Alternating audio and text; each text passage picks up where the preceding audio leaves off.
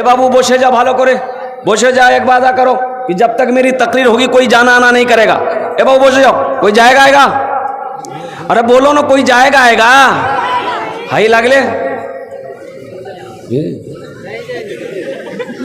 एक जगह तकरीर कर रहा था, एक नौजवान खड़ा हुआ, मैंने कहा क्या हुआ? बोला है हम बोल बैठो। वो बैठ गया, 10 मिनट बाद फिर खड़ा हुआ, मैंने कहा क्या हुआ? बोला मौलवी साहब बहुत जोर से लगा है। बोला बैठो, नौजवान है बर्दाश्त करो। वो बैठ गया, अल्लाह का बंदा। कुछ देर के बाद मेरी तकरीर खत्म हुई तो बैठा हुआ, तो मेरी नज़र पड़ गई, तो मैंने कहा बेटा जाओ। बोला नहीं जाएंगे। तो हमने कहा काहे नहीं जाएगा? बोले क्या करने जाएंगे, जो करने जा रहे थे यही होगी, अब जाने की जरूरत नहीं है। बड़ा अच्छा जलसा सुन रहे हैं। अल्लाह आपके आने को, अल्लाह आपके बैठने को, अल्लाह आपके सुनने को अपनी बारगाह में कबूल फरमा ले। आमीन बोला अल्हम्दुलिल्लाह। माइक बड़ा अच्छा है। मैं कहूँगा कि माइक वाले से ऑपरेटर साहब से अपना नंबर दे दीजिएगा, आपको कलकत्ता ज़रूर बुलाएंगे।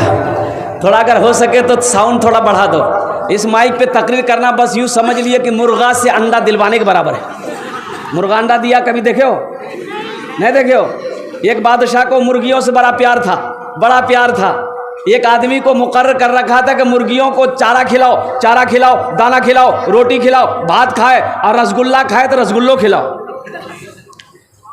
अब बादशाह है। एक रोज मिजाज बदला, वजीर को बोला कि बेटा बोलो एक दिन में एक मुर्गी कितना अंडा देती है? तो वजीर बोला कि हुजूर एक अंडा। बोला नहीं, हमको 2 चाहिए। बोला 2 कैसे दी? अरे एक मुर्गी एक ही अंडा दी ना। बोला नहीं, हमको 2 चाहिए। जो मुर्गी 2 अंडा दे दे उसको जान छोड़ दो, जो एक अंडा दे उसको ज़िबा करके मेरे सामने ले आओ। वजीर तमाम मुर्गियों को जमा करके कह दिया कि खैरियत नहीं, अब जान बचाना चाहते हो 2 अंडा दो, नहीं तो बस। कोई मुर्गी सुबह एक अंडा दी, एक शाम को अंडा दी, 2 अंडा दी। एक मुर्गी को देखा यही अंडा लेके बैठी हुई है। ये वजीर उसकी नट्टी को पकड़ा, बोला तुम्हें डर नहीं हुआ बादशाह का? एक अंडा दिया। तो मुर्गी बोली कि बादशाह के डर से बहुत मुश्किल से हम एक अंडा दिए, दरअसल बात में हम मुर्गी नहीं, हम मुर्गा हैं। मेरे नौजवानों, मेरे बच्चों, अल्लाह आपके आने को, अल्लाह आपके बैठने को, अल्लाह आपके सुनने को अपनी बारगाह में कबूल फरमा ले। आमीन बोले अल्हम्दुलिल्लाह। এখানে যেটাই দোয়া হবে কবুল হবে, যেটাই দোয়া হবে মকবুল হবে। আমি বলছি না, আমি কোচিন, আল্লাহর কোরআন কোচে ওয়াকালা রব্বুকুম উদউনি আস্তাজিব লাকুম। मेरा अल्लाह कहता है मेरा बंदा तुम मुझे पुकारो, मैं तेरी दुआ को कबूल करूँ। तुम मुझे पुकारो, मैं तेरी दुआ को कबूल करूँगा। और मेरे अल्लाह के सिवा दुआ कबूल करने वाला कोई नहीं है, मेरे अल्लाह के सिवा देने वाला कोई नहीं है, मेरे अल्लाह के सिवा खिलाने वाला कोई नहीं है, वही मेरा रब है। एक इमाम साहब तकरीर कर रहे थे कि अल्लाह सबको खिलाता है, जो नहीं खाता है खाना चाहता अल्लाह उसको भी खिलाता है, जो नहीं खाना चाहता अल्लाह उसको भी खिलाता है। एक नौजवान बोला कि कैसे खिला देगा, हम नहीं खाएंगे, अल्लाह कैसे खिला देगा? बोला खिलेबे करेगा। बोला हम नहीं खाएंगे। बोला कैसे नहीं खाओगे? घर चले आया, स्ट्राइक कर दिया, बोला हम खाना नहीं खाएगा। अब माँ तो माँ होती है ना, माँ बोली बेटा खाए ले, अरे चट्टी चट्टी खाना खाए ले बेटा, अरे सूखा हो जाएगा, कमज़ोर हो जाएगा। माँ से बोला कि नहीं, हमने हड़ताल किया है, देखते हैं इमाम साहब की बात सच्ची है या मेरी जिद पूरी होती। 2 टाइम खाना नहीं खाया घर में, तो माँ परेशान हो गई।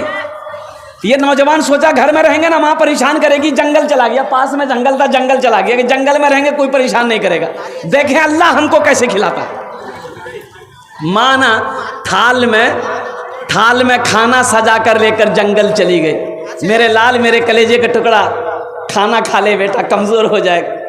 बेटा बोला कि नहीं खाएगा, रख दे उधर। माँ खाना रख के चली आई कि भूख लगेगी ना खा लेगा। ये नौजवान सोचा खाने के पास रहेंगे ना तो चाहत बढ़ेगी, इसलिए खाना यहाँ रखा और कुछ दूर जाकर सो गया। कुछ डाकू लोग, वो डकैती करने के लिए कहीं जा रहा था, मशवरा करना था, तो वो जंगल में चला गया। तो देखा इतना खुशबूदार खाना, बेहतरीन खाना, तो ये डाकू खाना चाहा तो डाकू का सरदार मना किया, हरगिज नहीं, खाने में हाथ मत लगाना, हो ना हो इस खाने में जहर हो, हम लोगों को मारने की किसी ने साजिश रची हो, पता करो, देखो कोई होगा, जंगल में जरूर होगा, कोई होगा, देखो। गया एक सिपाही, देखा सोया हुआ, पकड़ा कॉलर, घसीट के लिए आया। तो डाकू का सरदार बोला कि ये खाना किसने रखा? बोला हम रखे। बोला कि खाने में जहर है? बोला नहीं जहर नहीं है। बोला खा खाना। बोला हम नहीं खाएंगे। बोला कैसे नहीं खाएगा? तब इसका मतलब है कि जहर है खाने में। 50 जूता मारो इसको। अब वो जूता जब पड़ना शुरू हो गया इसको, तो 25 जूता में बोला कि नहीं हम खाएंगे। खाना खा लिया, दौड़ा हुआ मस्जिद के इमाम साहब के पास गया। बोला इमाम साहब आप ये तो बोले कि अल्लाह सबको खिलाता है, लेकिन ये नहीं बोले जो नहीं खाता अल्लाह उसको जूता मार मार के खिलाता है। बोला बात समझ में आ गई। ए नौजवानों, अल्लाह से जुड़ो, अल्लाह से लो लगाओ। वो मेरा अल्लाह खिलाने वाला है, वो मेरा अल्लाह रोजी देने वाला है, उसे वही अल्लाह ने पैदा किया है, वही अल्लाह एक दिन मौत देगा। फिर मेरा अल्लाह हशर के मैदान में पूछेगा मेरा बंदा दुनिया से आया है, मेरे लिए क्या लाया? मेरे लिए क्या लाया है? अभी आपने 5 बच्चों के सर पे पगड़ी बांध दी, देखी आपने। इसको कहते हैं जश्न दस्तार फजीलत, दस्तार बांधी गई। अच्छा मेरे बच्चे पढ़े लिखे नौजवान यहाँ पर बैठे हैं, मेरे बहुत सारे ये सब स्टूडेंट नौजवान हैं। अच्छा ये बात बताओ मेरे बच्चों, कभी तुमने देखा है किसी का बेटा इंजीनियर बना हो, किसी का बेटा डॉक्टर बना हो, किसी का बेटा मास्टर बना हो, किसी का बेटा प्रोफेसर बना हो, किसी का बेटा इंजीनियर बना हो, तो यह जलसा सजाया गया हो और डॉक्टर साहब के सर पे पगड़ी बांधी गई हो? देखे बेटा कभी? कभी देखे आप लोग? वकील साहब को, वकील साहब का, वकील साहब के सर पे, मास्टर साहब के सर पे, इंजीनियर साहब के सर पे, आखिर क्या वजह है? भाई पढ़ा तो वो भी है, पढ़ा तो वो भी है, पढ़ा ये भी है, वो कॉलेज में यूनिवर्सिटी में पढ़ा है, ये मदरसे में पढ़ा है, और कुर्बान जाओ उसके पढ़ाई में लाखों रुपए खर्च हुए हैं, इनकी पढ़ाई में उतनी खर्च नहीं हुए। आखिर क्या वजह है कि ये हाफिज कुरान बन गया, ये हजारों लोगों को जमा किया गया, इनके सर पे पगड़ी बांधी गई, हाथ में लट्ठी दिया गया? तो बात ये समझ में आई कि कुछ तो वजह है। अरे कोई तो वजह है, कोई वजह है।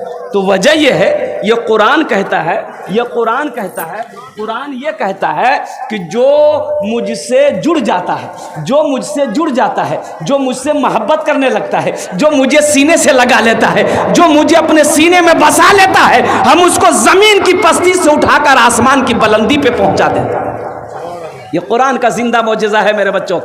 इसलिए कुरान पढ़ो। अल्लाह के रसूल इरशाद फरमाते हैं खैरुकुम मन तअल्लमल कुरान व अल्लमहु, तुम में सबसे बेहतर वो है जो कुरान सीखे, दूसरों को सिखाए। इंशाल्लाह कुरान पढ़ोगे, सीखोगे? कितने लोग तैयार? हाथ उठाओ। इंशाल्लाह पक्का वादा करना है। अच्छा कुछ लोग नहीं सीखेंगे। कुरान तुम में सबसे बेहतर वो है जो कुरान सीखे, दूसरों को सिखाए। आज हमारे घर में बरकत नहीं है। क्यों नहीं बरकत है भाई? क्या वजह है? हमने कुरान को पढ़ना छोड़ दिया है, हमने कुरान को तिलावत करना छोड़ दिया है। हम जलसों में हाथ तो उठा लेते हैं, हम जलसों में हाथ उठा लेते हैं, वादा तो कर लेते हैं, लेकिन अमल कुछ नहीं। बोला बात सही कि गलत?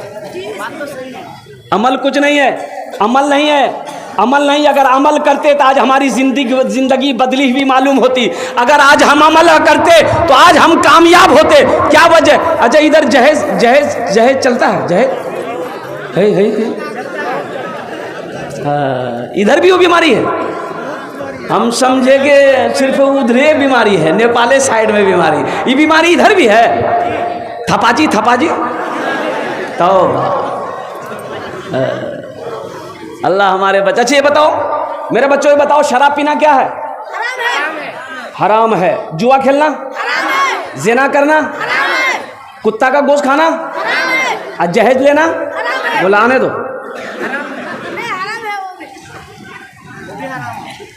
सोचो मांग कर जहेज लेना ही तो हराम है। अल्लाह के रसूल सल्लल्लाहु अलैहि वसल्लम ने 11 निकाह किया। बताओ जहेज लिया? साहबाए किराम ने शादी किया, निकाह किया, जहेज लिया? अच्छा तुम्हारे इलाके में कोई आलिम दीन निकाह करते हैं, शादी करते हैं, क्या वो जहेज लेते हैं? जहेज लेते हुए देखे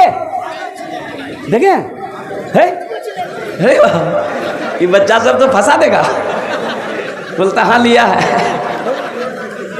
नहीं, अगर वो आलिम साहब नहीं मांगे होंगे, कोई अगर अपनी खुशी से दे दिया होगा वो अलग बात है, लेकिन आलिम साहब नहीं मांगे होंगे, वो आलिम नहीं मांगे होंगे, मौलवी साहब नहीं मांगे होंगे। इसलिए नौजवानों सुनो, लड़की वाला अगर अपनी मर्जी से भी जहेज दे तो मत लो, अपनी मर्जी से भी दे फिर भी मत लो।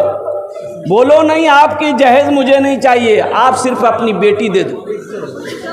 एक बात याद रखना, अगर किस्मत में दौलत है, अगर तकदीर में अल्लाह ने दौलत लिख दिया है मेरे बच्चों, एक बात याद रखो, तुम किसी से भीख मत मांगो, तुम किसी से जहेज मांग कर ना लो।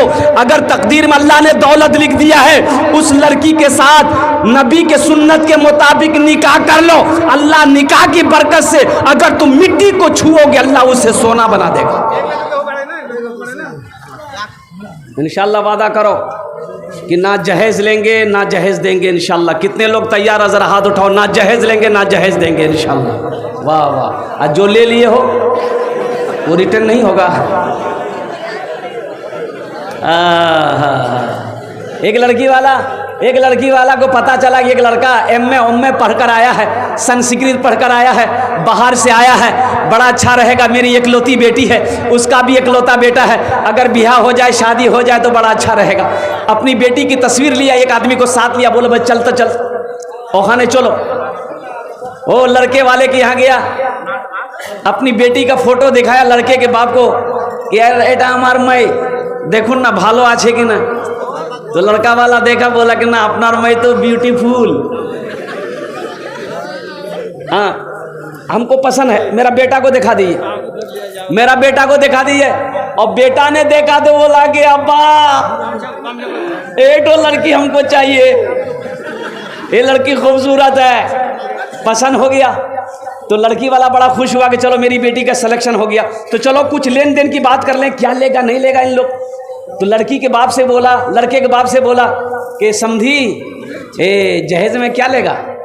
बोला हमको कुछ नहीं चाहिए, मेरे बेटा से पूछो। तो बेटा को सामने बिठाया लड़का को, तो लड़की वाला बोला कि बेटा जहेज में क्या लोगे, टाइटन की घड़ी लोगे या सोनाटा घड़ी लोगे, क्या लोगे, कौन सी घड़ी लोगे। तो लड़का संस्कृत पढ़कर आया था, तो संस्कृत में लड़का बोला ना। बोले कि बोलो, ये तो ना भी बोल रहा हाँ भी बोल रहा। उसके साथ में जो था बोला फिर पूछो। फिर पूछा कि बेटा क्या लेगा, वॉशिंग मशीन लेगा, वॉशिंग मशीन। लड़का बोला ना।